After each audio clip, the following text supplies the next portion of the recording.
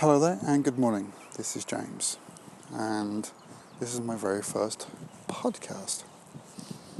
This podcast is basically going to be centered around writing and authoring books, and it's also going to be a kind of track record of my own work as an author. There's two things I would promise with this podcast. First of all, the opinions will be completely uncensored. I will say exactly what I think. Secondly, the podcast will be free. It'll always be free. I'll never charge for it. I'll never put advertising on it. So, two things you can be promised when you join this little podcast. You'll always get it for free, and you'll always get my true opinion. I'll never be swayed by other people's opinion. So, as you may or may not know, I'm outside at the moment, that's why it's quite windy. I tend to walk around and podcast because it's just, I don't know, it's better for the soul, shall we say. It's better for your lungs as well, and your legs.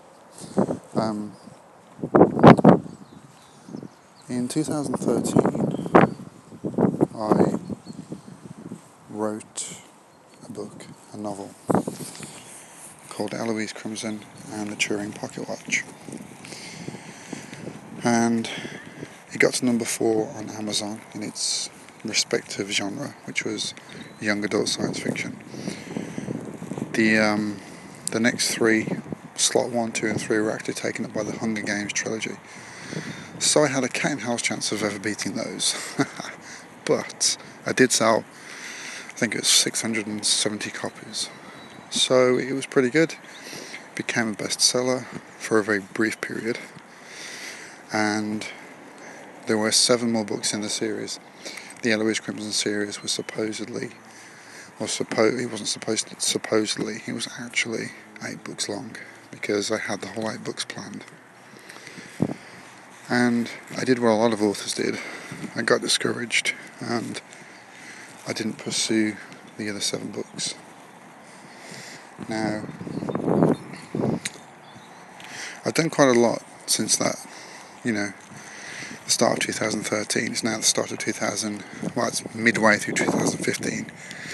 It's May the 4th. But what I'm trying to say is I've done a lot in kind of other areas, but not a lot in the area of actually creating the rest of the books. I flitted for a few months between various genres. I wrote horror, I wrote erotica. I was quite prolific for a few months and did absolutely nothing. I then studied copywriting and earned quite a bit of money as a copywriter. But, a lot's happened in those 2 years. I'm soon to be a husband, and I have 2 little kids. I have 2 boys. And one thing I've always wanted to do, one thing I've always been interested in doing, is creating something that is, creating something that lives longer than I do. The fact is, if you write a really good sales page, if you write good sales copy, or if you work a 9-to-5 job, whatever it is you do, you flip burgers at McDonald's, doesn't matter what it is you do, you get paid for those hours. The employer takes your time and effort, multiplies that into profit, goes and buys an island or, a private yacht or something extravagant.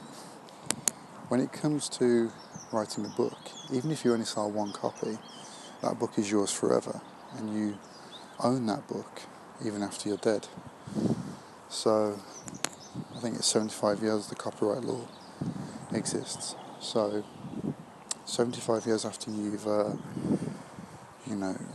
put into a box and buried, your kids can potentially profit from your work. I think that's quite important. I think that's something to strive for, and I think it's something to build on, and it's something worth knowing that if I die in 10 years' time, anything I create, my wife can still live on.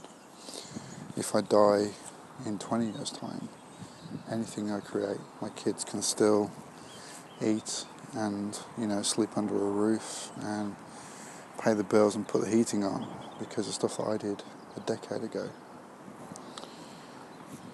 The fact of the matter is, Eloise Crimson has another 7 books. There's 8 books in total. She has another 7 books in her.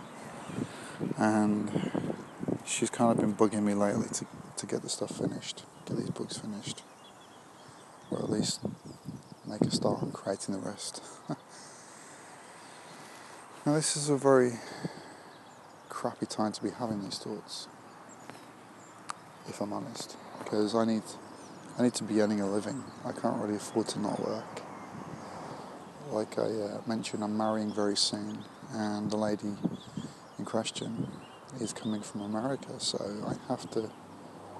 there has to be a certain income amount, and I have to be proving that I have a certain stability in my life to sponsor her to come over to the UK. I live in England, she's obviously American. So it couldn't have come at the worst time, really, to have these thoughts that I need to stop copywriting and I need to start writing these books again. But I figured if I put so much effort into copywriting, then why can't I put the same amount of effort into authoring books? There's no sense there. It's the same amount of effort. It's just that you don't earn the same kind of money as quickly. The point is, this is ground zero. And this podcast, this daily podcast, is going to be more for myself, but if people want to listen to this and gain some kind of insight into what it takes to writing books and earning a living as an author, then that's fine. I have a ton of plans for Eloise Crimson, and I have a lot of plans for myself as an author. It's not going to be easy. I mean, there's hundreds of thousands of authors on Amazon, and only a fraction of them earn anything like a living wage, let alone a mid-5-figure or a mid-6-figure wage. There's very few of those people. But the fact is, they do exist. There are people out there doing it, and you have to have that